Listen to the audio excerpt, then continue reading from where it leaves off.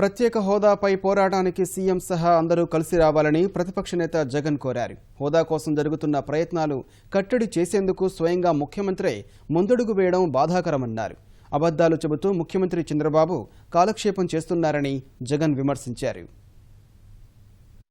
దేశవ్యాప్తంగా ప్రత్యేక హోదా ఆకాంక్షను దేశం మొత్తం చూసేట్టుగా చెప్పడానికి ఆంధ్ర రాష్ట్ర మొత్తం ప్రజలంతా కూడా సన్నద్ధమవుతా ఉన్న సమయంలో ప్రత్యేక హోదా అన్న అంశం ప్రస్తావనలోకి రాకుండా సాక్షాత్తుగా మన రాష్ట్ర ముఖ్యమంత్రి ముందడుగు వేయడం నిజంగా గుండె తరుక్కుపోతుంది. హోదాను వదిలేశాం, కారణం హోదాలో ఉన్న అన్ని అంశాలను ప్యాకేజీలో మాకు అందాయి అని చెప్పి చంద్రబాబు నాయుడు గారు సాక్షాత్తు అబద్ధాలు చెప్తా ఉంటే, నిజంగా హోదాలో ఉన్న అన్ని అంశాలు మనకు అందాయా అని అడుగుతా ఉన్నా.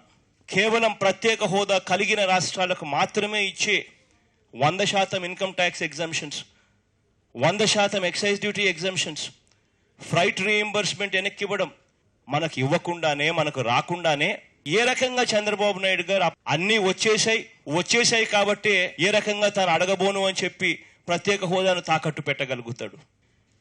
ఇటువంటి రాయితీలు వచ్చినప్పుడే పరిశ్రమలు లక్షల కోట్లతో పరిశ్రమలు పెడతారు, లక్షల ఉద్యోగాలు వచ్చే పరిస్థితి కేవలం ప్రత్యేక హోదా కలిగితేనే జరుగుతుందన్న సంగతి తనకు తెలుసు.